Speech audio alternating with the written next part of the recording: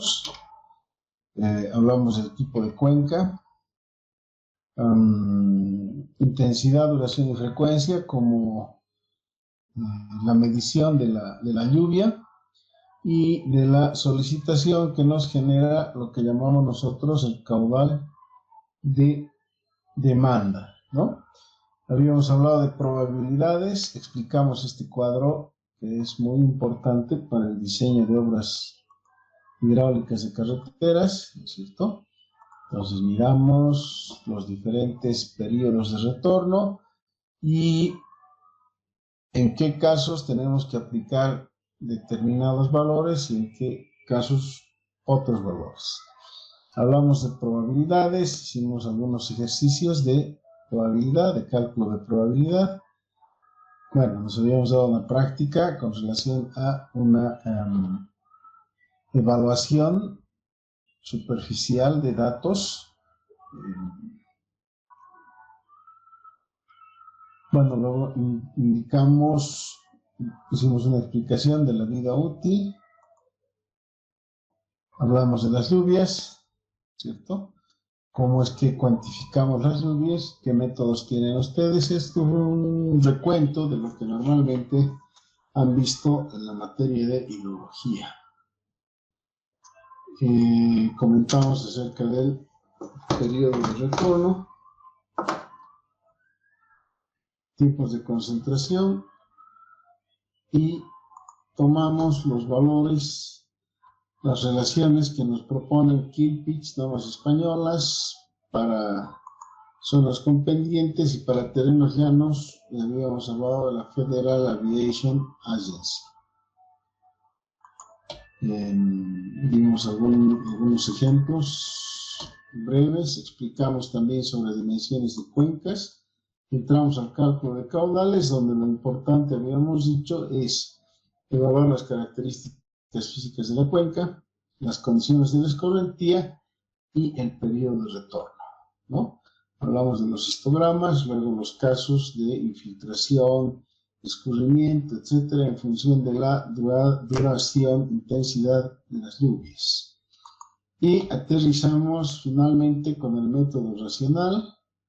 Vimos algunas explicaciones, ¿no es cierto? Unos ejemplos de qué sucede con la lluvia en función del tiempo, cómo es que se van acumulando caudales y finalmente definimos un caudal que viene a ser el caudal de demanda para una obra específica, ¿no? Para una obra de paso del agua, por ejemplo, aquí, en este punto, llamamos punto de control. Luego hablamos del método racional modificado, los objetivos del coeficiente de uniformidad, y entramos al concepto de escorrentía de cuencas, donde hicimos una explicación de cuáles son los 4 factores que propone el manual del ABC: relieve, infiltración, cobertura vegetal, almacenamiento superficial, y cómo varía en cuanto al nivel de escurrimiento que tiene cada factor, ¿no es cierto? Que empieza desde un extremo hasta un valor bajo, entendiendo que el extremo es el valor más grande y el bajo el valor más pequeño, con relación a la calidad de escorrentía que tendría alguna cuenca, considerando relieve, infiltración, cobertura o almacenamiento superficial. Hicimos aquí un ejemplo numérico de cómo calculamos el coeficiente de escorrentía ponderado. Hablamos también del coeficiente de escorrentía ponderado para subcuencas, considerando plataforma, cunetas, etc. Y entramos sobre el ejercicio que habíamos resuelto de cuencas a completar un cálculo de escorrentía, ¿no? Teníamos los datos y ese es el trabajo que tendrían que haberlo completado ustedes, y además ya tendrían que estar avanzando con el proyecto hasta este punto. Muy bien.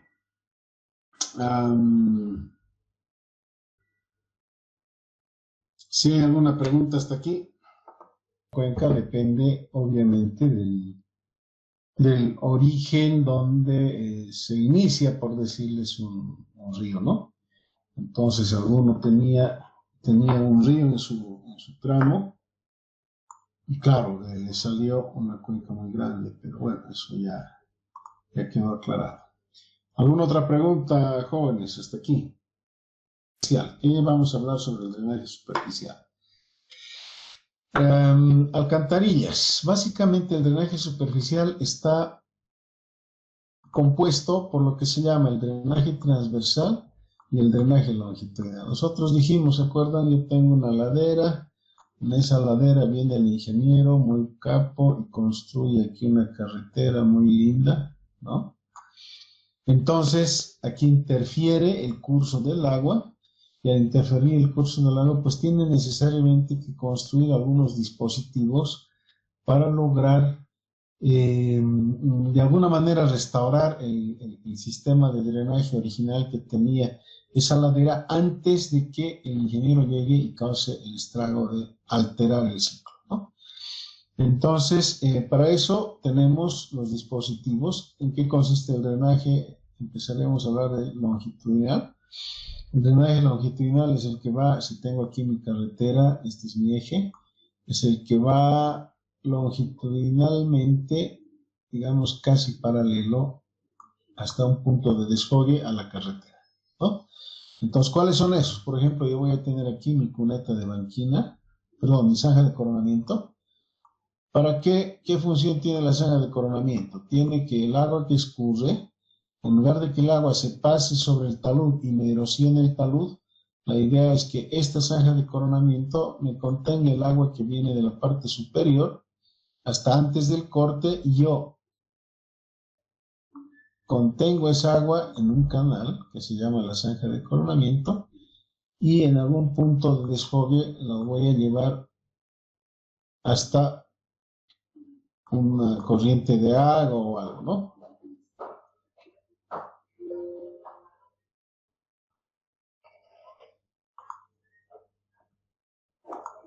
¿Ok? Entonces, mejor vamos a hacer lo que hicimos la anterior clase. Me resultan más amigables mis dibujos en la pizarra, ¿no? En la pizarra. Entonces aquí vamos a abrir una pizarrita y aquí. Entonces, ¿qué es lo que yo tengo? Pam, pam, pam. Suponemos que yo tengo aquí una carretera. Entonces esta carretera voy a tener aquí, por decirles, un río, una quebrada. Cuando tengo quebradas, voy a tener lo que llamamos una alcantarilla. Entonces, esta alcantarilla viene a ser el drenaje transversal. Y el drenaje longitudinal, ¿qué van a hacer? Como habíamos dibujado aquí, habíamos dibujado una ladera y habíamos dibujado una sección en corte, ¿es cierto? Donde yo tengo en la parte superior del corte lo que llamo una zanja de coronamiento.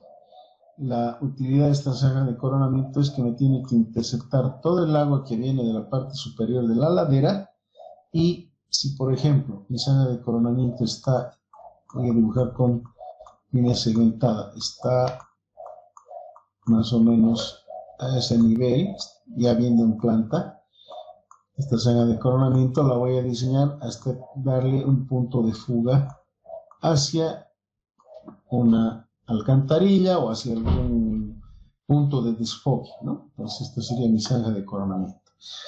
Luego voy a tener como drenaje longitudinal, este sería drenaje longitudinal. ¿Por qué longitudinal? Porque es longitudinalmente respecto de la vía. Y el transversal porque está transversalmente instalado respecto a la vía. Punto. Entonces, todo lo que es cuneta y canal va a ser siempre longitudinal y todo lo que es alcantarilla va a ser siempre transversal. Y luego voy a tener acá lo que llamamos una cuneta de banquina. Entonces, como esta es la banquina, acá en la banquina voy a instalar una cuneta. ¿Cuál es la finalidad de esa cuneta? Colectar el agua que va a caer sobre el talud.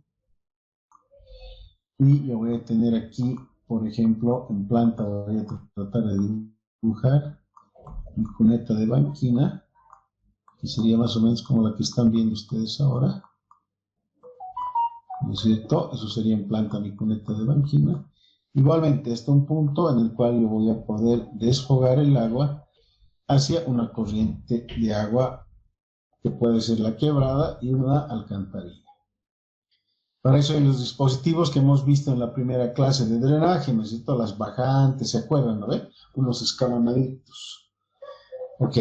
Y luego tengo las más famosas que están siempre a la vista, las cunetas, ¿no? Las cunetas de plataforma, que son también los dispositivos de drenaje longitudinal. Y la cuneta de plataforma va a venir, vamos a tratar de dibujarlo como así en procedimiento. Así, esa sería mi cuneta de plataforma. Esta cuneta de plataforma igualmente va a desfogar siempre en una alcantarilla para que a través del sistema transversal el agua cruce por la alcantarilla al otro lado. ¿Okay? Y en el caso, digamos, de la parte externa, igualmente voy a tener una cuneta al otro lado del corte. Y esta cuneta externa, igualmente, en algún punto yo tengo que llevarlo a la alcantarilla para que siga por el curso natural. Entonces, estos son los sistemas de drenaje que nosotros tenemos, el longitudinal y el transversal. Luego hemos hablado del subterráneo, pero eso está debajo de la plataforma. Entonces, hasta aquí vamos a ver lo que tiene que ver con el drenaje longitudinal y transversal. Entonces, dicho esto, nosotros empezamos a entrar en detalle. Cuando yo tenga alcantarillas, voy a tener alcantarillas en función también de mi terreno, ¿no es cierto? Voy a tener alcantarillas en terreno montañoso, en terreno ondulado y en terreno llano. A ver, pregunta, igual, para nota de participación. ¿Qué diferencia podrían encontrar ustedes entre una alcantarilla de terreno montañoso y una alcantarilla de terreno llano? Ahí los escucho. De las alcantarillas, porque por lo general he visto en terreno montañoso se utiliza más lo que es el rectangular, si no me equivoco, y en el llano es un tipo alero con aleros. ¿Ya? ¿Algún otro comentario? ¿Alguien quería decir algo? Otra diferencia podría ser el que en terreno montañoso las alcantarillas van a tener mayor pendiente que las de terreno llano. Ya.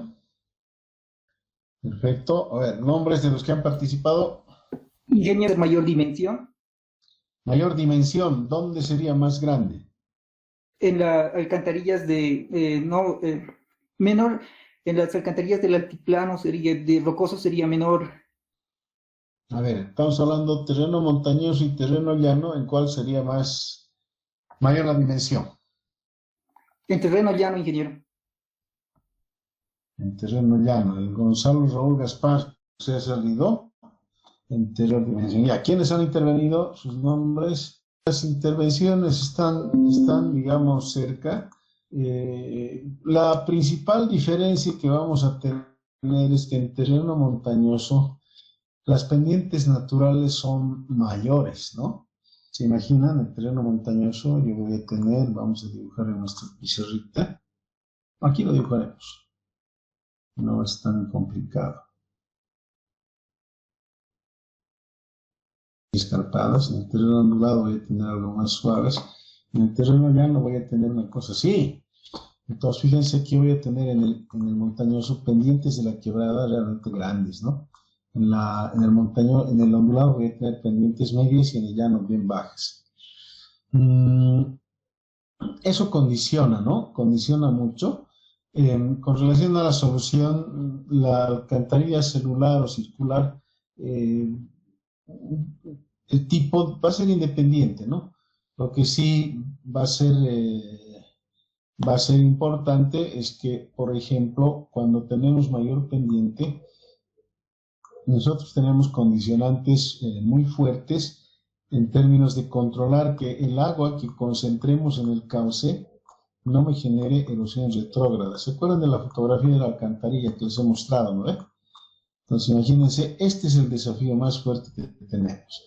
Porque en el paso de la alcantarilla, donde está la carretera, nosotros podríamos colocar una pendiente más suave, ¿no? Pero solamente para reducir el conflicto dentro del tubo. Sin embargo, aquí abajo igualito vamos a tener una carga fuerte, por lo tanto, aquí está el desafío más importante, ¿no? En el manejo, control de la velocidad. Las alcantarillas de terreno ondulado son un poco menos conflictivas que las de terreno montañoso, pero igualmente pueden tener problemas con pendientes sobre todo, ¿no? Ahora, en cuanto a los dispositivos hidráulicos, lo que comentaba el compañero al principio es cierto. En las alcantarillas de montaña, por ejemplo, yo voy a tener normalmente en la entrada cajas, ¿no?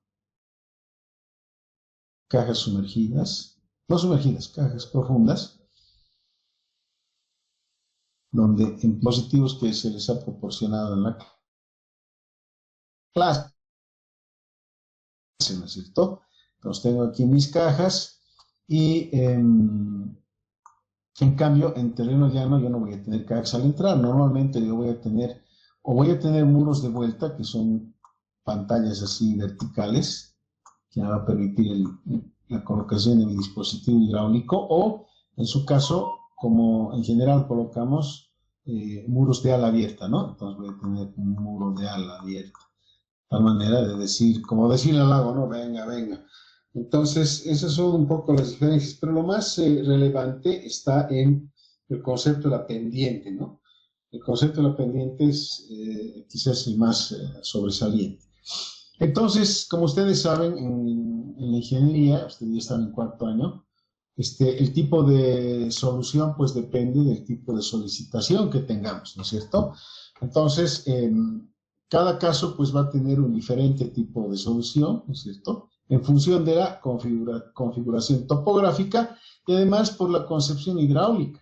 Porque fíjense, si yo tengo velocidades en mi corriente natural de agua, pendientes fuertes, mis velocidades también van a ser por naturaleza elevadas. Pero si tengo una pendiente aquí de menos de 1%, pues mis velocidades van a ser menores, ¿no? Van a ser de menor magnitud. ¿Cuándo se va a producir una velocidad grande en terreno ondulado? Cuando lo que haga es que toda una masa de agua la haga pasar por un orificio, ¿no? Entonces yo tengo aquí aguas arriba, tengo una masa, un mar, una laguna, y aquí le he puesto un tubito, ¿no? Entonces aquí va a salir el agua a presión, pues, ¿no? Y esta agua va a salir como tiro. Entonces yo voy aquí a tener que proteger esto porque esta velocidad va a ser tan agresiva como esta que tengo en terreno de montaña, ¿no? Entonces la clave es que yo pueda diseñar mi alcantarilla manteniendo el régimen hidráulico regional, ¿no? En lo posible. Y si no, bueno, ponerle protecciones para que ese régimen hidráulico impuesto, si quieren, alterado por el hombre, no me cause problemas. Entonces, esa es en suma, digamos, la idea de lo que nosotros tenemos que concebir a la hora de diseñar una alcantarilla. Y por eso rematamos con esto, permitir el paso transversal amigable, otra vez viene la palabra, ¿no? Tenemos que ser amiguitos, de las corrientes de agua y su desemboque, tal que no alteren negativamente el entorno. Entonces, esto se va a dar tanto en terreno llano como en terrenos montañosos, ¿no? Alcantarillas, materiales y formas, fíjense, tenemos de los más variados, ¿no? Les había comentado los tubos de alcantarillas metálicas. Había la marca Armco, que como les comentaba en algún momento hasta nos regalaba cursos. Dije, fíjense, es una sección abovedada, ¿no? Una sección circular. Pero estos tubos no resultan ser pues tan longevos, ¿no? Porque las aguas vienen cargadas de sal, es decir, una serie de elementos que terminan oxidando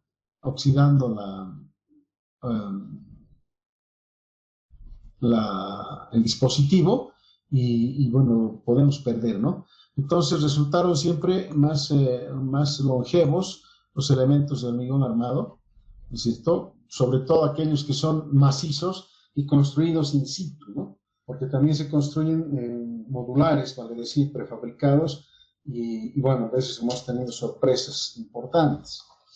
Eso en cuanto a los materiales, y aquí dijimos, en nuestro país últimamente estamos realmente dando la importancia a nuestros dispositivos hidráulicos de hormigón. En cuanto a la forma, nosotros tenemos rectangulares, como podemos ver en esta foto, elipsoidales, circulares, en fin, diferentes formas, ¿no? Las más usadas en este momento, las rectangulares y las circulares. Y en cuanto a la multiplicidad de las celdas, podemos tener celdas simples, dobles, triples, en fin, dependiendo del caudal de demanda, ¿no? Dependiendo del caudal de demanda. Acá, por ejemplo, pueden ver, esta foto ya la vimos, pero es para mostrarles cómo son las alcantarillas prefabricadas. Caen por módulos, ¿no? Aquí se debilitó la base por erosión, o socavación, si quieren, de la base de la alcantarilla, y se desprendió todo el primer módulo. Fíjense aquí este tubito, por ejemplo, está ya desprendido del resto, ¿no? Ya se salió. ¿Por qué? Porque aquí abajo perdió apoyo y obviamente el tubo se me vino abajo, ¿no? En fin, aquí ustedes pueden ver los diferentes tipos, dimensiones de alcantarillas. Esta es una alcantarilla de 4x2, por ejemplo. Ahí ves una persona que está entrando cómodamente, ¿no? Más, esta ya la vimos también, qué pasó aquí, etcétera. Entonces, y este es lo que les decía, muro de vuelta. ¿A qué se refiere muro de vuelta? Es un muro, es una pantalla vertical paralela al eje de la carretera, ¿no? Si no es un muro de alas, es un muro de alas, ¿no? Un cabezal de alas, o sea, el cabezal de alas es así, normalmente 45 grados, la posición más cómoda. Puede ser de 30 grados, un poco más estrecha, o puede ser, si queremos canalizar el agua, muros de alas paralelas, ¿no? Entonces tienes una alcantarilla con ese que está conduciendo el agua en este sentido, ¿no? Normalmente esto es a la salida. A la entrada normalmente colocamos muros de alas. Y el muro de vuelta es normal cuando estamos hablando de regiones llanas, ¿no? Donde no tenemos un cauce definido. Por ejemplo, aquí, como este es un tubo, digamos, de alivio, no tiene un cauce definido, entonces lo mejor sería aquí haber construido este tubito con su muro de vuelta, ¿no? Ahí su muro de vuelta, tan apoyado, ¿no? Más o menos como el que ven aquí, para esta celular. Acá cualquier cosa debían poner, no han puesto nada, ¿no? Entonces fíjense cómo el agua ha erosionado y lo ha dejado al muro, a la alcantarilla, la ha dejado totalmente expuesta, pero eso es otro tema. Nomenclatura. ¿Cómo denominamos nuestras alcantarillas? Por ejemplo, yo digo alcantarilla, S de simple, T de tubo, H de hormigón, 1. Ingeniero, Escucho. disculpe una pregunta. ¿Cuál sería una alcantarilla buena para considerar el efecto de palizada, cuando existe una palizada? Muy buena pregunta. Vámonos aquí. Para considerar palizada, ninguna de estas, ¿no? Porque en realidad la alcantarilla tendría que dejar paso básicamente al agua con algo de sedimento y obviamente tratar de que la alcantarilla genere una velocidad que tenga autolimpieza, digamos, ¿no? Para evitar que el sedimento se quede. Eso no es siempre posible porque, como hemos hablado, en terrenos llanos las pendientes son muy bajas. Pero bueno, palizada. Palizada vamos a tener fundamentalmente en cauces de agua más grandes, ¿no? Es decir, hablemos de quebradas a ríos, donde ya haya una cuenca importante que permite que todos los derrumbes que se generan en la cuenca, que se arrastran arbolitos, ramas y caen al cauce, permitan que estos residuos vegetales se junten, bajan pues como un entramado, ¿no? Todo enredados y se genera lo que llamamos palizada. Entonces eso normalmente sucede en los ríos, y en los ríos no usamos las alcantarillas, en los ríos vamos a utilizar normalmente, si yo tengo aquí un río, normalmente yo voy a utilizar pues un puente, ¿no? Puede ser un puente, por ejemplo, de 3 vanos, por decirles. Entonces, tengo aquí un puente. Si mi río trae palizadas muy grandes y mi río es muy grande también, estos vanos tendrán que ser de luces generosas, ¿no? Mínimamente 30 metros, decimos, ¿no? O, como en algunos casos tenemos, aquí abajo voy a dibujar, ya son muros, ya son puentes, por ejemplo, un puente volado sucesivos, tranquilamente nos puede cubrir vanos hasta de 80 metros, ¿no? Nos puede cumplir vanos de 80 metros. O si ustedes han visto el puente de las Américas, por ejemplo, o los trillizos, que son puentes de obenques, pues nos van a dejar grandes luces, ¿no? Y si hubiera un río ahí abajo, claro, un río que traiga palizada, que traiga todo, ¿no? Entonces, muy buena pregunta, muy pertinente. Normalmente una alcantarilla es complejo considerarla como para palizada. Ahora, no podemos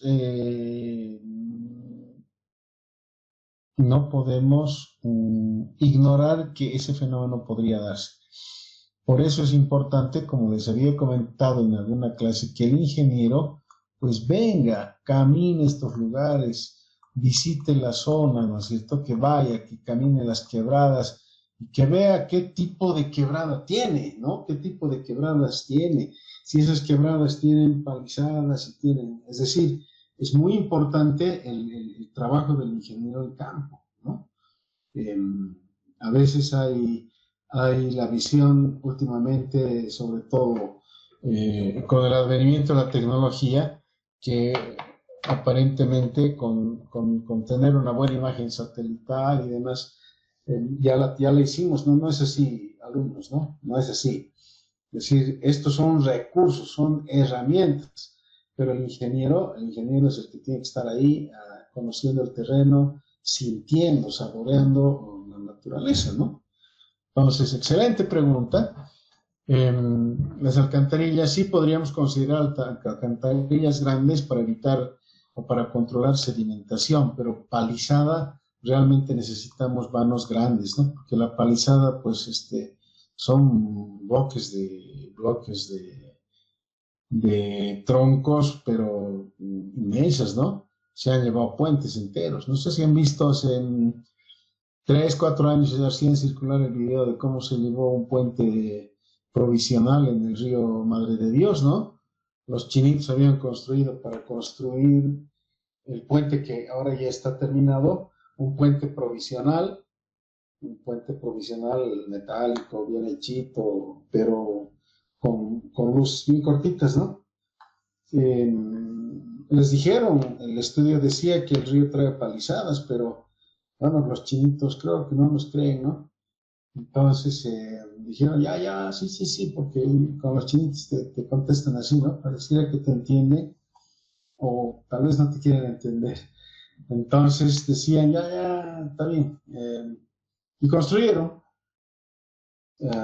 Claro, muy bien llovió, a la tercera o cuarta riada llegó una palizada y su puente, sí, se fue, ¿no? Desapareció. Entonces, para palizada, pues no es suficiente una alcantarilla. ¿Estamos claros con la respuesta? Sí, muchas gracias por la aclaración. Ok. Entonces decimos nomenclatura. Luego, tengo A de alcantarilla, D de ¿qué sería? De doble, ¿no? T, tubo, H, hormigón. Y 2, el 2 tiene que ver con ¿qué? Con el doble. Entonces tengo 2, y este sería el diámetro de 1.2 metros de diámetro. Entonces alcantarilla, doble, tubería de hormigón, diámetro 1.20. Esta sería alcantarilla triple, C de cajón, porque no es tubería, ¿no es cierto? Alcantarilla triple, cajón de hormigón sería, si es triple, 3. 3.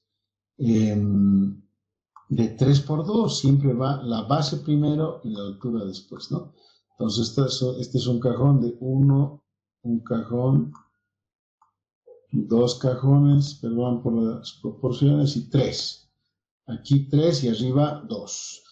Esta sería alcantarilla simple, cajón de hormigón. Entonces, simple es 1, cajón, de hormigón de 3 por 2. Entonces, simple, cajón de hormigón de 3 metros de base por 2 metros de altura.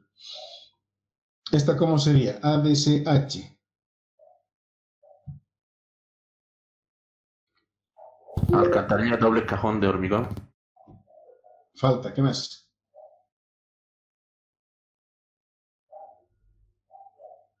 Alcantarilla doble cajón de hormigón de base 1.5 por 1 metro de altura.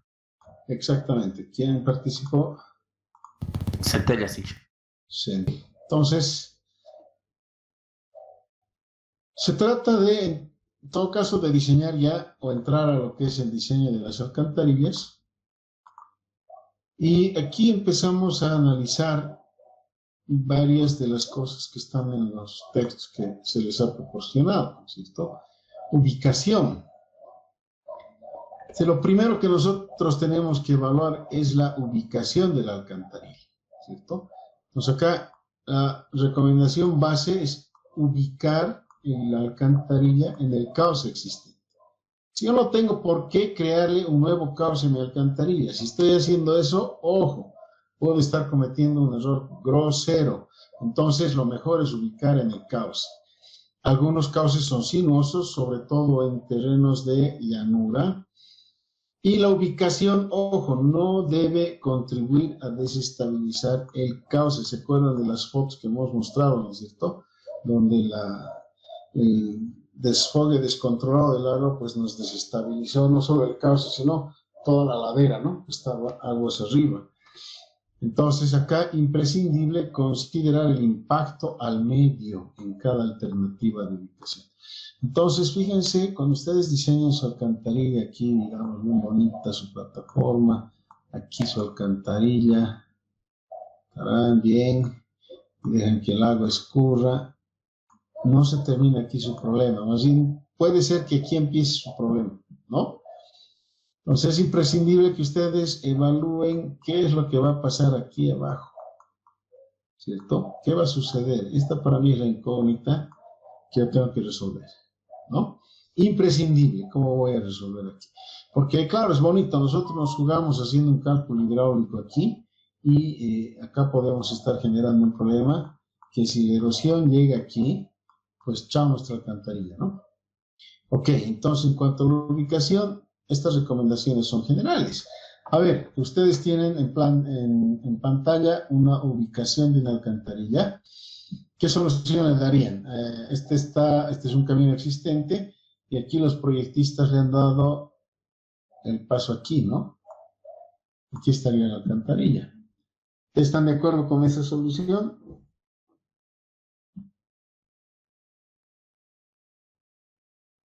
A ver. ¿Qué pasa el río o el agua? Ok. En algunos textos ustedes van a leer de los famosos cortarríos, ¿no? Entonces un cortarrío, por ejemplo, podría ser este. ¿Es cierto? Esta solución sería una solución mala, pues, ¿no? Porque yo lo que estaría haciendo es alterar este curso natural del agua. ¿Se dan cuenta? Entonces el agua ahora viene por aquí, o puede venir por aquí en la zona de llano. ¿No es cierto? Y si yo tengo aquí una pendiente, fíjense, voy a tener aquí una pendiente y voy a dibujar mi perfil, digamos que viene por aquí así, ahí, ¿no? Entonces, tengo una cota aquí, y esto es aguas arriba y esto es aguas abajo. Voy a tener mi cota aquí y habré bajado hasta aquí, digamos, ¿no? Ahí. Y de aquí esto continuaría. Aquí esto viene de otro, ¿ok? Ya. Si yo le hago el cortarríos, estaría trayendo el agua desde esta cota hasta esta cota por una longitud menor, ¿no es cierto? Entonces, esta cota yo la traería aquí, pero fíjense, yo le estaría metiendo una pendiente ahí, ¿no? Y luego, obviamente, esto continuaría con su pendiente natural. Entonces yo le estaría haciendo aquí una rápida, ¿no? ¿Se dan cuenta? Estaría haciendo una rápida que me va a alterar totalmente el ciclo de equilibrio que tenga toda esta zona. Por lo tanto, mi cortarríos, si bien me va a simplificar algo, también me va a complicar la naturaleza, ¿no? Porque fíjense, esta cota la tengo que traer aquí, en menor longitud, por lo tanto, mi pendiente es mayor. Muy buena respuesta, alumno.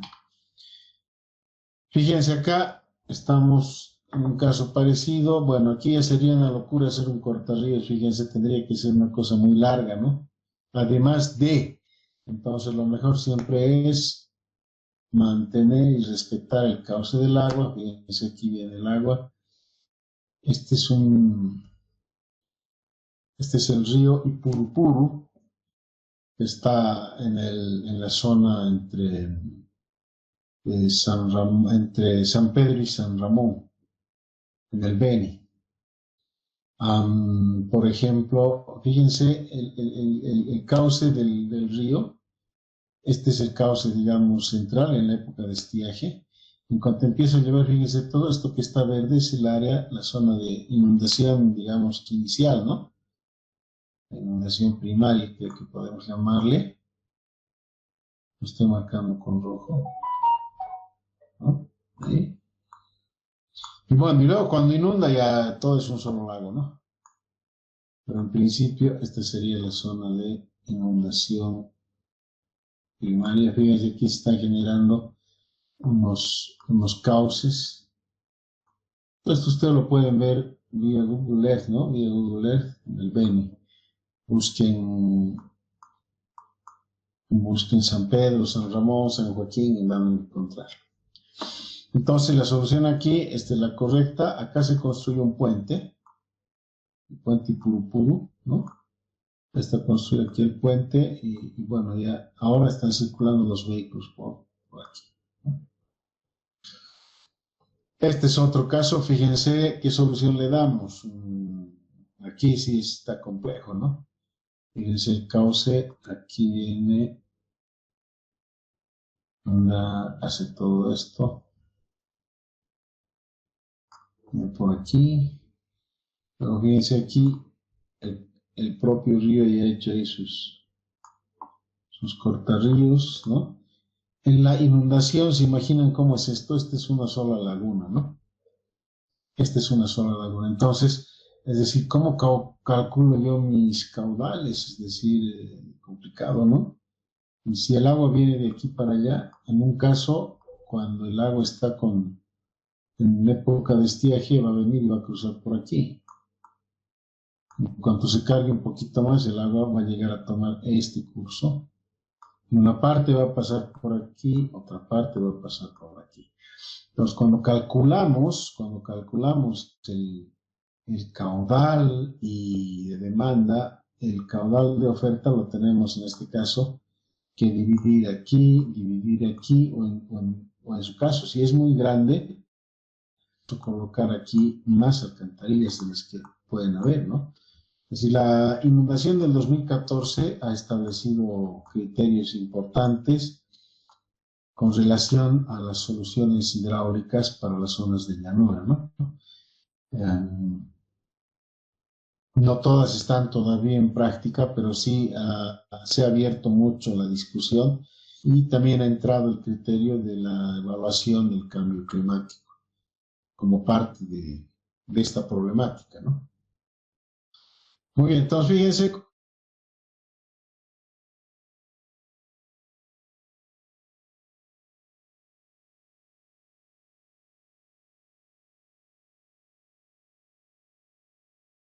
La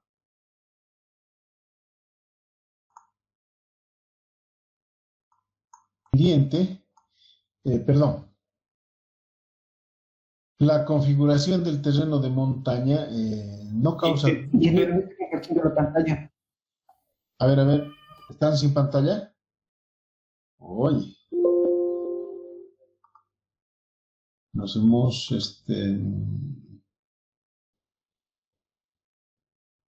y bueno, alguien me llamó, y yo no quería contestar porque estamos en clases. Seguramente era para avisarme que estábamos fuera de la pantalla. Bueno, entonces estábamos en ubicación y decíamos que en terrenos de montaña, pues la, la ubicación de la alcantarilla es inequívoca, ¿no? Porque las quebradas son así en garganta, ¿no ve? Entonces aquí va a venir la alcantarilla, sí o no, o sea, no hay vuelta, ¿no? No hay dónde perderse. En cambio, en terrenos de llanura, pues realmente hay que evaluar muy bien cómo y dónde ubicar la alcantarilla. Imagínense ahora la diferencia que tenemos, ¿no? Comparado con lo que antiguamente se trabajaba. Hoy tenemos una ventaja muy grande con la tecnología. Es decir, la imagen satelital, que antes era un privilegio que tenían algunos países, pues hoy está prácticamente de uso universal, ¿no? Pero, como les decía, eso no exime que el profesional tenga que recorrer el sitio, ¿no? Tenga que conocerlo. En cuanto a los datos de curso de agua, esto ya no lo habíamos visto, ya está todo rayado. Es importante que se evalúe la sección transversal del cauce, tanto aguas arriba como aguas abajo, ¿no? Es decir, vamos a hacer esto vamos a borrar. Vamos a repetir toda la explicación que he dado al aire. Ok. Bien, datos del curso. Entonces, en datos del curso nosotros tenemos sección aguas arriba y aguas abajo. Yo tengo aquí mi alcantarilla, mi río. Tengo por aquí, está cruzando mi carretera. Entonces mi alcantarilla la voy a colocar aquí. Va a ser el paso desde aguas arriba hasta aguas abajo. Entonces yo necesito conocer cómo es el cauce aquí, cómo es el cauce aquí, ¿no es cierto? Porque eso me va a ayudar a entender qué tipo de dispositivo tengo que colocar, tengo que evaluar las condiciones del cauce, tengo que hacer un inventario del cauce, tengo que medir la pendiente, es decir, desde este punto hasta este punto, qué pendiente natural tiene el cauce. Distinto en zonas de llanura que en zonas de montaña, ya lo dijimos. La rugosidad del cauce en términos de qué material existe aquí, si es, qué sé yo, un lecho rocoso, es un lecho con depósitos aluviales, todo aquello. Estabilidad del cauce, zonas de erosión y depósitos materiales. Tengo que evaluar cómo son las paredes del cauce, ¿no? Y son paredes estables, o más bien veo que estas paredes de a poco se están erosionando. Evaluar el tirante normal y, bueno, las condiciones de inundación aguas arriba. ¿Qué pasa cuando yo le voy a poner un dispositivo aquí? Podría estar generando un remanso hacia arriba, ¿no es cierto? Nos podría estar inundando algunas zonas, por lo tanto, tengo yo que evaluar esa eventualidad, porque no es cuestión de que yo venga y le plante aquí un tubo sin evaluar todo aquello, ¿no? Entonces, para eso tenemos las fichas de inventario. Ustedes pueden ver aquí tengo un inventario de una alcantarilla existente, aguas arriba, aguas abajo, una vista del cauce arriba y abajo. Acá tengo otro cauce, otra alcantarilla igual, cómo se ve aguas arriba, cómo se ve aguas abajo. Y el cauce natural, cómo está en ambos lugares. Entonces, todo esto se obtiene como una visita de campo, no hay vuelta, ¿no? No hay de dónde perderse. ¿Qué más necesito cuando voy a diseñar una vía? Una vez que ya conozco, ya más o menos sé dónde voy a acomodarla, cómo es el cauce, me interesa ya implantar la alcantarilla aplicando los datos que tengo de la vía, ¿no? La sección transversal. Cómo se va a implantar una alcantarilla cuando mi sección es peraltada o cuando esté en tangente con bombeo normal. Tengo que evaluar el perfil longitudinal y si tengo un esviaje del cauce. Entonces, explicaba yo aquí, tengo un perfil de terreno que sería este café y tendría el proyecto que sería esta línea, el talud la plataforma y el otro talud, ¿no es cierto? Entonces la alcantarilla tiene que estar montada de tal manera que en ningún caso la alcantarilla quede fuera del talud, por un lado. Por otro, asegurarnos de que los dispositivos hidráulicos al entrar y al salir siempre sean como un envolvente alrededor del talud, ¿no es cierto? Es decir, en ningún caso que el talud sobrepase las alas de entrada ni las alas de salida. Entonces, este elemento tiene que ser diseñado, este elemento, con base en la geometría del talud. Lo mismo en un segmento en curva que en un segmento en tangente, ¿no? O sea, básicamente, esta es una solución que tiene que ver con cómo emplazamos la alcantarilla. Tengo que evaluar el perfil de la vía y en el perfil definir dónde voy a colocar mi drenaje. Ah, no, es que aquí es mejor, ¿no? Sí, no. De repente es mejor cuando tienes mucha agua, entonces esto va a inundar y para que esto no se cargue en un solo punto, sí le pongo este otro para que me sirva de alivio, ¿no es cierto? Entonces voy a tener dos alcantarillas. Ahora, ojo, eso depende que esta distancia sea lo suficientemente grande, ¿no? ¿Me están escuchando o me he vuelto a salir? Se escucha, Inge, está bien. Ya. Muy bien, jóvenes, les agradezco a Iván y a Cusi que me habían mandado un mensaje que había abandonado. La distancia, por ejemplo, es larga, ok, se coloca una alcantarilla de alivio, de tal manera que esta quebrada podamos evacuar el acúmulo de agua en dos lugares separados. Pero si esta distancia fuera relativamente corta, pues es mejor que nosotros coloquemos o dos alcantarillas, o tres, o si son muchas alcantarillas, mejor un puente, ¿no? Entonces, ese es el criterio que ustedes tienen que practicarlo. Obviamente en el proyecto que van a realizar, pues no van a salir expertos, pero tienen que practicarlo.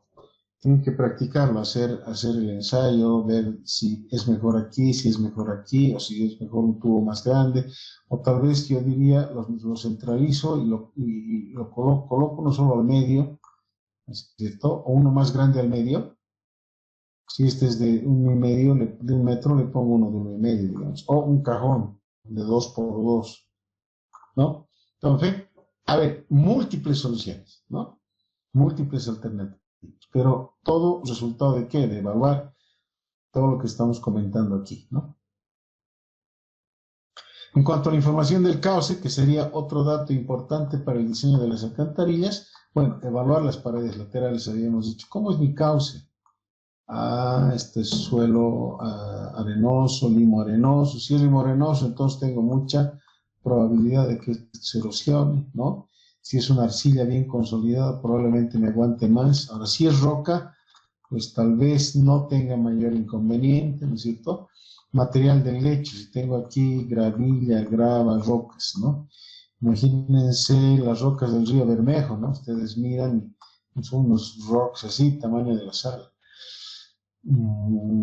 Eso nos da una idea del poder de arrastre que tiene ese río, ¿no es cierto? Granulometría de los agregados, igualmente, para ver cómo es mi lecho, si esto me puede implicar sitios de socavación importantes, ¿no es cierto? Y cómo son los meandros, ya vimos los meandros en las fotos satelitales, y la altura de agua, ¿no? Lo que normalmente está definida en el cauce. Entonces, todos estos datos de esta ubicación, los datos de curso, datos de la vía y la información específica del cauce, si tiene peces, si tiene sedimentos, ¿no? Y habíamos dicho el aporte de nuestro compañero Palizada, ¿no? La palizada. ¿Quién es el alumno que habló de la palizada? Sí, así estaríamos funcionando. Entonces entramos con base en lo hablado a la hidráulica de canales abiertos. Así, lo que hemos hablado en este momento son son qué elementos tenemos que cuidar, qué elementos tenemos que estudiar para diseñar alcantarillas. Entonces, diseñar alcantarillas no es solamente ir y yo soy ingeniero en hidráulica y voy a calcular mi hidráulica de canales. No, Tienes que ir al lugar, conocer, mirar el cauce, entender cómo escurre el agua, ver dónde vas a hacer el desfogue, en fin, ¿no? Es decir, ese es el trabajo del ingeniero hidráulico. Entre paréntesis, y siempre haciendo honores a la gente con la que uno trabaja y se ha formado en su momento. Tenemos un profesor que ha sido maestro en nuestra facultad, en nuestra carrera, cuando él era joven, digamos, y él ya, bueno, ya se retiró de la docencia, pero él sigue haciendo ingeniería, ¿no? Entonces, cuando a mí me toca trabajar en un proyecto, a él yo siempre le consulto o lo llamo para que trabajemos juntos porque es alguien que, no obstante su edad, ya tiene más de 75 años. Yo he aprendido eso de él también, a que no puedes tomar una decisión de diseño de drenaje sin conocer el sitio, ¿no? Entonces, es admirable cómo hasta ahora, hace un par de años que hicimos un diseño, eso va por delante, ¿no? Es decir, llegamos al punto, se baja del vehículo, se amarra bien las botas y se mete la trotada hacia el fondo del caos, es decir, admirable. Él se llama Guido Echevarría, el ahora vive en Santa Cruz. Pero bueno, es un maestro, ¿no? Entonces, un pequeño homenaje a él a través de esta clase con ustedes. Hidráulica de canales abiertos. Les pongo aquí en pantalla 3. ¿Cuáles de los 3 son 4 imágenes? De las 4 imágenes, ¿cuáles son canales para ustedes? Los dos de la derecha, ingeniero. 2 de la derecha. ¿Quién habló? Calle Ingala. Iván. Ya, ¿alguna otra idea?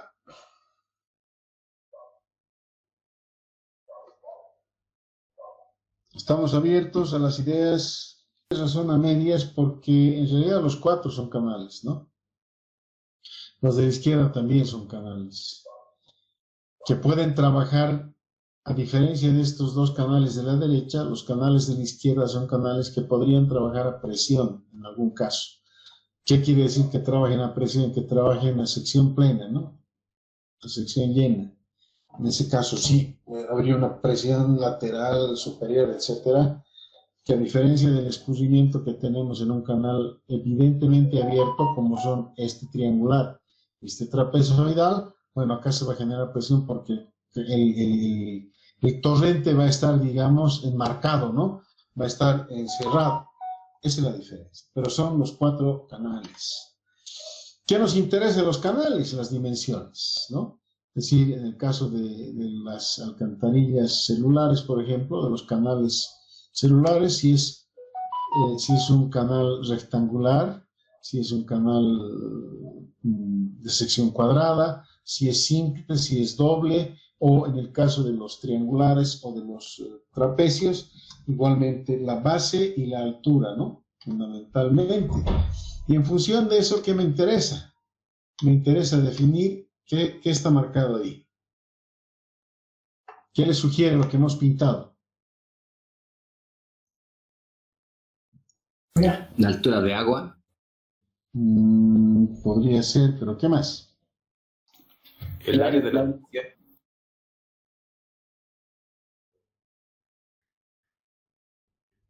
A ver, esa es la altura del agua, pero más que la altura del agua, ahí estaríamos marcando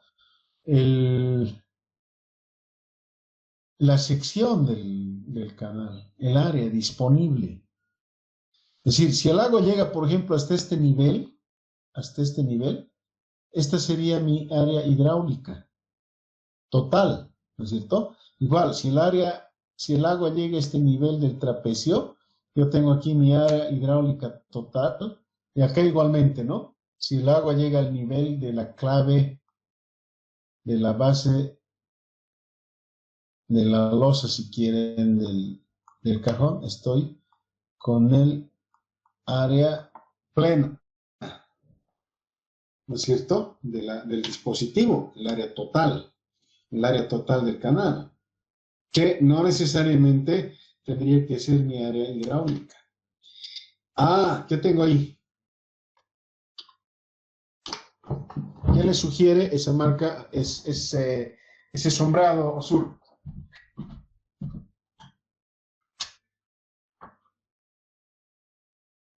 Ingeniero.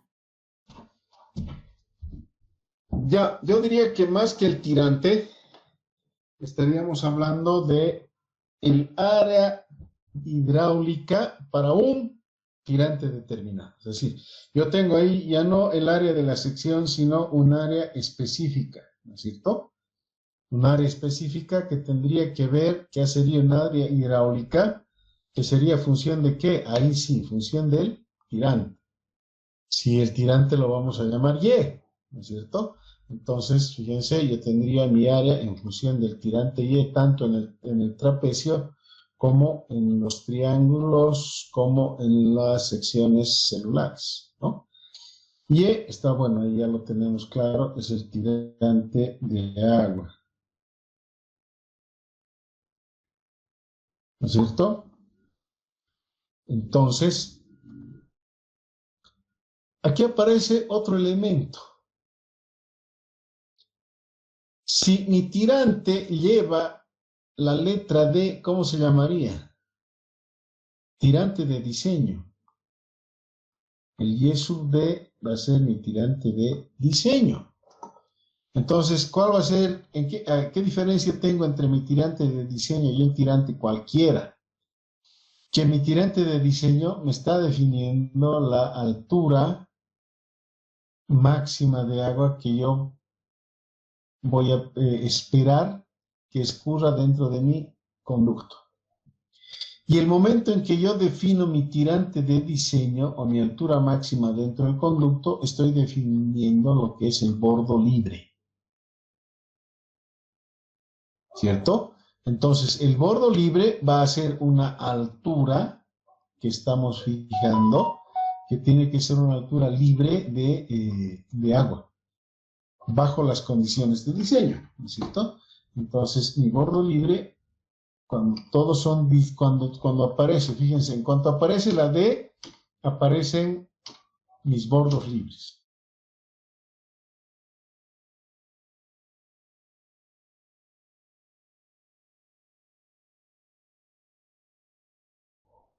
Los de la derecha, pero decimos que son todos. Dimensiones, dijimos, eso que hemos marcado es el área total del canal, es decir, lo que nosotros le vamos a llamar el área disponible, ¿no es cierto? Perdón un ratito. Decíamos que todos son canales, que nos interesan las dimensiones, ¿no es cierto?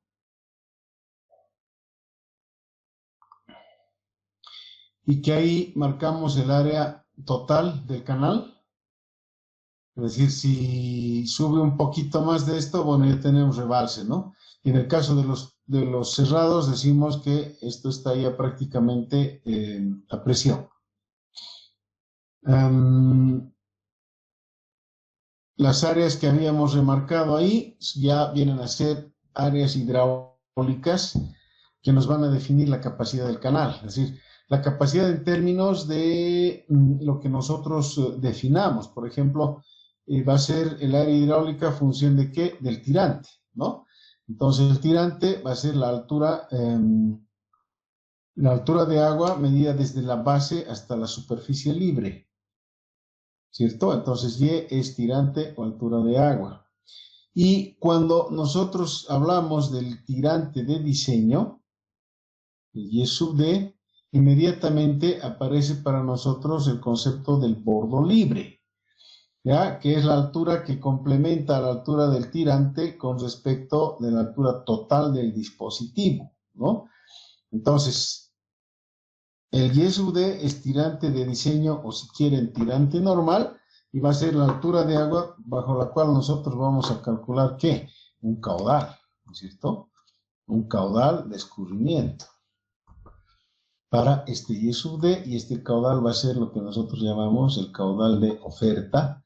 Y el bordo libre es una superficie que queda libre de agua cuya finalidad es básicamente permitir que en casos de necesidad, bueno, pueda ser ocupada a esta altura, ¿no? Con un margen de relativa seguridad.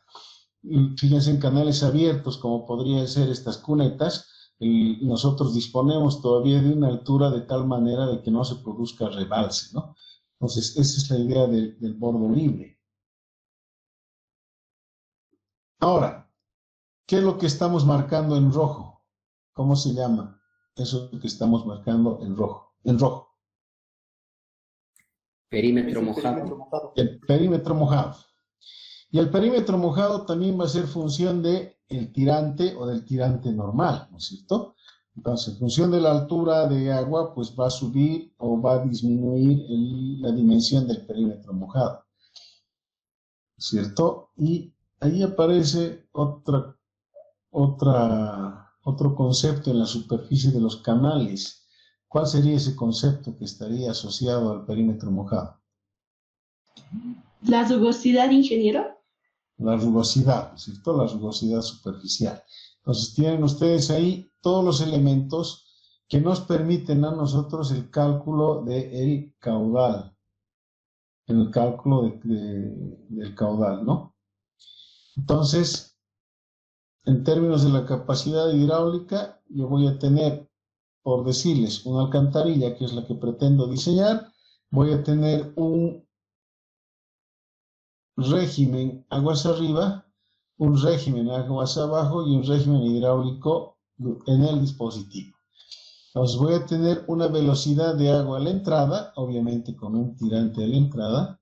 Voy a tener una velocidad a la salida, obviamente con un tirante a la salida. Y voy a tener una velocidad en el conducto con un tirante dentro del conducto, que es el tirante normal para una determinada pendiente, ¿no es cierto? Entonces, fíjense cómo voy aumentando, digamos, el concepto del tirante y de la capacidad de transporte de agua. El Y sub D ya vendría a ser mi tirante de diseño. Y por ejemplo, aquí decimos dimensiones del dispositivo. Yo tengo un dispositivo de un cajón simple de 1,50 por 1,50. Mi área, dijimos, es función del tirante de diseño. Mi perímetro mojado es función igualmente, del tirante de diseño. Y aparece que mi tirante de diseño me genera una velocidad dentro del flujo del ducto, ¿no? Que es una velocidad que dijimos está acá, adentro, y esa velocidad multiplicada por el área hidráulica me genera el caudal de oferta, ¿no? Considerando la rugosidad superficial que ustedes ya la han identificado en la anterior lámina, ¿no? Y aquí interviene lo que llamamos la pendiente del ducto, que normalmente la vamos a aplicar en metro a metro en la fórmula de Manning, ¿no? Que es con la que vamos a trabajar. Y la pendiente, bueno, ahí está graficada, ¿no? Y hablamos que la fórmula de Manning me define la velocidad como función de ¿qué? Del tirante, de la rugosidad, llamamos el coeficiente Manning, y de la pendiente S. Entonces, en función del tirante Y, yo voy a tener una velocidad y de acuerdo a la fórmula de Manning, que es el inverso de la rugosidad, multiplicado por el radio hidráulico, vale decir, el área hidráulica sobre el perímetro mojado a las 2/3 por la raíz cuadrada de la pendiente, ¿no? Entonces, ustedes saben, esos son conceptos básicamente de hidráulica que ustedes ya han aprobado brillantemente en el anterior semestre, ¿no?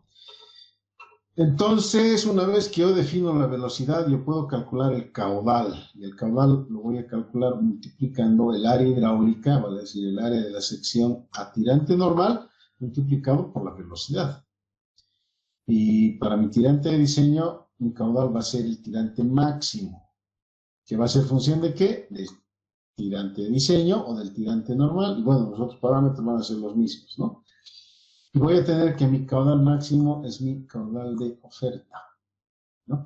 Entonces yo voy a tener en función del tirante, si yo grafico, digamos, tirante versus caudal, en función del tirante, yo voy a ir teniendo aquí valores del caudal, ¿no? Que se van a ir incrementando. Mientras más alto mi tirante, más grande será mi caudal, hasta un determinado valor, que sería el tirante de diseño, ¿no?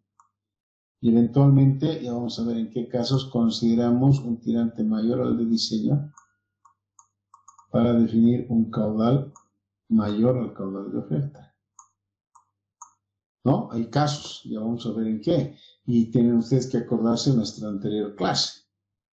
Bien, cuando hablamos del bordo libre, ustedes van a encontrar en diferentes textos y diferentes autores que les van a comentar acerca de este concepto del bordo libre. Entonces, su tarea para la próxima clase, una de sus tareas es ¿qué es el bordo libre?, ¿no? Entonces, esto es tarea. Y una descripción detallada y consultando por lo menos unos 2, 3 autores, ¿no? Mínimamente Bente Cho y algún otro que les haya recomendado nuestro docente de hidráulica. Pero en términos de la aplicación al diseño de drenaje y de alcantarillas, vamos a considerar el bordo libre en alcantarillas, que tomaremos el 30% de la altura del dispositivo cuando el cauce arrastra sedimentos y 25% si el arrastre de sedimentos no es representativo, ¿no? O si quieren más bien al revés, es no representativo. Entonces tengo dos valores, 30 con sedimentos y 25 sin sedimentos. Vale decir que si mi dispositivo tiene 2 metros de altura, mi bordo libre con sedimentos será el 30% de 2, será 0,60. Entonces mi tirante normal, ¿cuánto será? 1,40, ¿no es cierto? O sea, el complemento. En el caso de que sea sin sedimentos, mi bordo libre será 0,25 de 2, será 0,50, ¿no? Será 0,50. Por lo tanto, mi tirante normal será 1,5. Listo. Ok, entonces este será mi tirante normal y mi caudal tendrá que ser función de esto, ¿no? Ah, pero es que estás desperdiciando 60 centímetros. Sí, estoy desperdiciando 60 centímetros. ¿Pero en función de qué? De que voy a calcular este caudal considerando un periodo de retorno de diseño. Y en el caso de las alcantarillas, mi intensidad tendría que ser 100 años, ¿no ve? Para carreteras.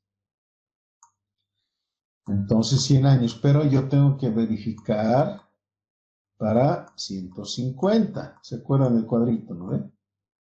Entonces mi caudal de verificación es el que podría estar por encima de este tirante normal y podría ocupar parte del bordo libre. Entonces mi misión es, cuando yo calculo mi caudal sub 100, que sería para 100 años, ese caudal sub 100 tiene que tener esta configuración de bordo libre y de altura de tirante normal. Y cuando yo voy a verificar, ya no el Q sub 100, sino el Q sub 150, siguiendo la recomendación del manual de diseño de alcantarillas, mi caudal me tiene que dar un Y, que sea un Y sub 150, ¿no? Entonces, ese es el concepto que nosotros tenemos que manejarlo en la cabeza. Vámonos a hablar de la rugosidad, o si quieren, el coeficiente de Manning, ¿no? Coeficiente de Manning o rugosidad superficial.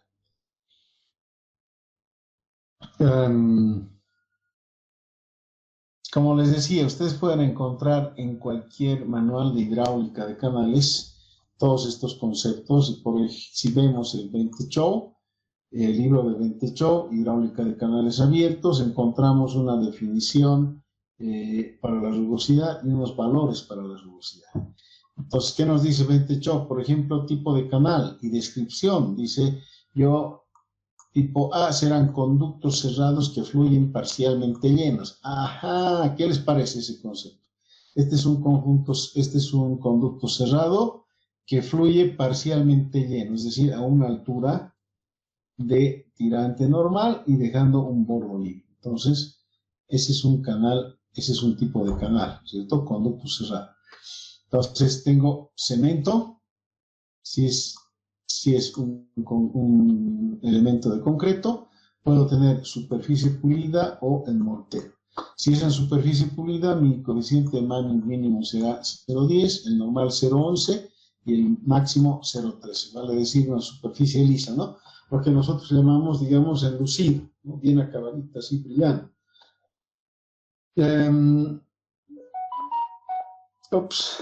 Ya tengo miedo cada acción a mí. ¿Me escuchan? ¿Han comprendido? Sí. Aquella recta y libre de basuras, igual me está dando unos coeficientes de Manning. Con curvas, conexiones y algo de basuras me da otro coeficiente Manning. Bien terminado, 0,11, 0,12, 0,14. Aguas residuales, compostes de inspección, igualmente, y así, ¿no? Sin pulir, formaleta o encofrado metálico, sin pulir, formaleta o encofrado en madera lisa, sin pulir, formaleta encofrada en madera rugosa, ya. ¿Cuál es la más corriente? La más corriente es la 6, ¿no? Voy a tener sin pulir, con formaleta o encofrado en madera lisa, por lo tanto yo voy a trabajar con estos coeficientes de Manning. Entonces, si ustedes se fijan, el coeficiente Manning está normalmente oscilando para concreto entre 0,013 y 0,015, digamos, como lo más corriente, ¿no? Para un valor normal. Y para un valor máximo llega hasta 0,17, o si es madera rugosa, digamos, hasta 0,20, ¿no? Es un coeficiente muy, muy exigente. Entonces, cuando yo tengo,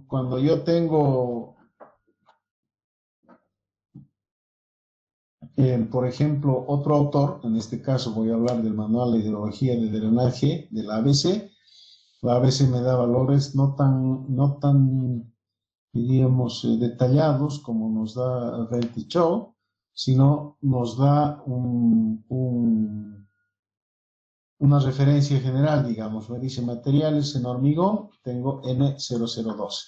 En metal corrugado, y me va dando así diferentes valores, ¿no? Entonces, fíjense, me está dando un coeficiente de rugosidad bastante bajo, considerando que tenemos otros valores, perdón, vamos a apuntar aquí, que nos proponen otros autores. Yo prefiero siempre trabajar con alternativas que nos permitan diferentes posibilidades para resolver el problema, ¿no ve? Así que, si bien dejamos aquí como referencia el tema del ABC, pues vamos a trabajar preferiblemente con tablas como la de Rentichou, que nos permiten muchas alternativas, ¿no? Seguimos, analizando ahora las velocidades admisibles que se producen en canales revestidos. Igualmente, lo que nos propone el Manual de Hidrología y Drenaje de la ABC nos dice, bueno, a ver, yo voy a proponer canales revestidos con asfalto o canales con concreto, ¿no es cierto? En algún caso con armaduras, etcétera.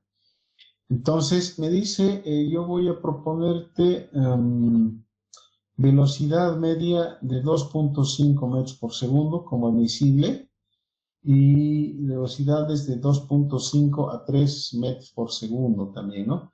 Con taludes de 5 centímetros de espesor. Es decir, aquí nos está relacionando esto ya con una solución definida para las cunetas o los canales, ¿no? Y en cunetas y en canales nos permite este tipo de velocidades, nos considera admisibles. Y nos dice, si tú vas a construir un canal de concreto y necesitas una velocidad de mayor a 5 metros por segundo, tendrías que tener espesores de 15 centímetros en taludes y 18 centímetros en el fondo, y además tendría que ser hormigón armado, ¿no? Con malla de FI de 10 cada 25. Entonces, fíjense, esto es bien importante. En algunos casos se puede obviar este concepto y estar fuera de esta recomendación del manual. Entonces aquí sí yo iría a lo que me dice el manual. Por ejemplo, si voy a tener un canal, por decirles triangular, y voy a tener un espesor de 15 centímetros, yo podría tener aquí una carga de agua que tenga un vector velocidad de 5 metros por segundo o más.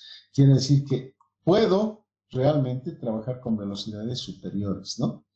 Pero dependiendo de que mi revestimiento sea de la categoría de un concreto, ¿no?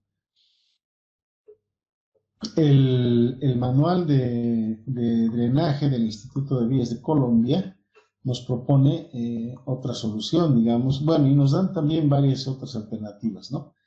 Nos dice, por ejemplo, si tú vas a trabajar con un concreto, y aquí nos dan valores un poco más detallados con relación a la calidad del concreto. Nos dice, tú vas a trabajar con un concreto con un H17, tu velocidad máxima admisible debería ser 6. Si trabajas con un H21, tu velocidad debería ser 10 metros por segundo. Si trabajas con un concreto H28, debería ser 15, un concreto H35, es decir, un super concreto, te soporta velocidades de 20 metros por segundo. Entonces, fíjense que para el dispositivo hidráulico no tenemos restricciones mayores, ¿no? Entonces, como dispositivo, yo podría ponerle una pendiente feroz o podría ponerle una pendiente suave, porque dentro del dispositivo, dependiendo de con qué concreto yo voy a fabricar mi dispositivo, ¿no es cierto? Dependiendo de con qué concreto yo voy a fabricar mi dispositivo, pues yo voy a tener una mejor o una mayor o una menor velocidad. Y si yo coloco un concreto de alta resistencia, voy a poder diseñar con velocidades también mayores, ¿no? ¿Dónde está mi problema? A la salida. Porque una cosa es lo que yo tengo en mi concreto, en mi alcantarilla, y otra cosa es lo que yo voy a botar esta agua a un terreno natural. Entonces, si yo boto, por ejemplo, esta agua con 20 metros por segundo al terreno natural, cuidado, ¿no? Probablemente vamos a tener socavaciones o erosiones como las fotos. Entonces, esto sí nos da una idea de lo que puede resistir el material. Pero, ojo, no es con lo que nosotros tendríamos que diseñar, ¿no? Cuidado. Cuidado, ese concepto hay que separarlo, ¿no? Cuidado. En algún semestre algún alumno me dijo, pero ingeniero, usted dice que el concreto soporta. Sí, claro, ahí dice que soporta, pero y lo que queda fuera del concreto, eso no soporta esa velocidad. Entonces, bueno, aquí tenemos un ejemplo de las aplicaciones que ya lo habíamos comentado al inicio de la clase. Normalmente son los canales abiertos tipo sección trapezoidal en cunetas o sección triangular, ¿no es cierto? Aquí la zanja de coronación, por ejemplo, que está aquí no muy arriba, pero es igual, ¿no es cierto? Colecta el agua que llega hasta aquí y colecta el agua que cae. Acá hay una divisoria. ¿Por qué? Porque acá estamos interfiriendo el curso de agua y de aquí para abajo, bueno, tengo ya otro sistema, ¿no es cierto? Entonces, esto es importante que ustedes definan en su proyecto. Es decir, cómo va a escurrir, tiene su sección transversal, y cómo va a ser el escurrimiento de agua, ¿no? Dónde van a colocar sus cunetas. Entonces, esta es una configuración de cómo voy a ir armando mi solución. Ahora, dentro de estos conceptos, ¿cuáles son las variables impuestas? Las variables impuestas para nosotros son el caudal de demanda. ¿Por qué este impuesto? Porque depende de la lluvia, ¿no es cierto? Depende de la hidrología de la cuenca, depende de la pendiente del terreno. El terreno es como lo que es. De ahí no podemos nosotros hacer abstracción, ¿verdad? El terreno tiene una pendiente de 8%. Bueno, compadre, tu pendiente es 8%. Está impuesta. El espacio disponible, si es una quebrada de garganta, pues tienes muy poco para jugar con tu alcantarilla. Si estés viajado igualmente, ¿no? Si es viajado, ni modo, tengo que viajar a la alcantarilla, porque ya lo dijimos. En lo posible, nosotros tenemos que respetar el cauce natural, ¿no? Cauce natural. ¿Y cuáles son las variables que son bajo control nuestro? El ingeniero tiene dos variables a su control, que serían el material a aplicar. Bueno, yo voy a usar concreto de un H21 o un H18, o voy a usar, no sé, un H15. Y las dimensiones, ¿no? Las dimensiones, voy a definir si voy a construir una cuneta de trapezoidal de 50 de base, o de por ahí me animo a meterle una supercuneta de 1 metro de base, ¿no? En fin, entonces nosotros, el proyectista define las dimensiones y el medio te define los otros elementos, ¿no? Entonces, si yo defino material, al definir material, ¿qué estoy definiendo? Estoy definiendo Manning, ¿no? Al definir dimensiones, bueno, estoy definiendo perímetro mojado, estoy definiendo radio hidráulico, por lo tanto, si estoy definiendo esto y le voy a asignar una pendiente, yo aplico por Manning y calculo lo que llamamos el caudal de oferta. Entonces, para mí, en drenaje, lo que está impuesto es el caudal de demanda. Eso yo no puedo cambiar, eso cae del cielo, ¿no? Es la lluvia, pues, ¿no? Cae del cielo y eso no lo podemos objetar. En cambio, el caudal de oferta sí yo puedo manejarlo, ¿no? Entonces, yo tengo que diseñar mi dispositivo hidráulico de tal manera que mi oferta sea mayor que mi demanda, punto. Ahí está, ¿no? Que mi oferta sea mayor que mi demanda. Aquí unos ejemplos de los tipos de zanjas de coronamiento, los tipos de cuneta, cómo es que vamos colocando. Aquí abajo tengo acá, por ejemplo, a ver, ¿qué pasa? Esta es una zanja de coronamiento típica. Esto se supone que se está yendo el talud hasta abajo. ¿Cómo hacemos esto? Yo normalmente excavo aquí y lo que excavo lo coloco acá. ¿Por qué? Porque yo le estoy dando a colocar aquí y apisonarlo, en muchos casos, acá dice compactado, aterro compactado, esto es sacado del libro brasilero. Este material lo coloco y lo compacto. ¿Qué estoy haciendo? Le estoy dando una capacidad hidráulica mayor, ¿no es cierto? Obviamente, si voy a hacer esto lo tengo que compactar bien. Y muy bien si es que voy a esperar que esto, en algún caso, inunde hasta este nivel. Lo normal es que yo lo calcule máximo con su bordo libre aquí a nivel natural, ¿no? Entonces, eso implica que yo tengo que evacuar el agua a una distancia menor de lo que tendría que evacuar si considero un rebalse mayor, o sea, más alto. Este sería una cuneta de una zanja de coronamiento, pero revestida. Este sería natural. Y fíjense, aquí le estoy aplicando un revestimiento, ¿no? Y acá sí el revestimiento lo estoy llevando hasta cubrir el terraplén pequeño que he creado utilizando el material de la excavación. Esta es una solución factible, pero bastante complicada, porque normalmente las pendientes de estas cunetas son mucho mayores que en este dibujito, ¿no? Ustedes saben, hay un refrán que dice que el papel aguanta todo. Normalmente podría ser así tu talud. Entonces aquí vas a tener esto y aquí tendrías que hacer algo así, ¿no? Entonces, bueno, acá tenemos igual el caso de una cuneta, o de una cuneta podría ser de banquina, donde este elemento se lo aleja del punto de inflexión. ¿Por qué? Porque esto puede traer, digamos, por aquí material de erosión, que si coloco la cuneta aquí, pues ese material de erosión lo va a llenar la cuneta. Entonces se deja esto para que este material caiga aquí, ¿no? Y finalmente, con el tiempo y las aguas, como decimos, esto va a terminar así, ¿no? Y en algún momento vendrá la gente con su pala a hacer mantenimiento y retirar este material. No sé qué está pasando. ¿Aló, me escuchan, jóvenes?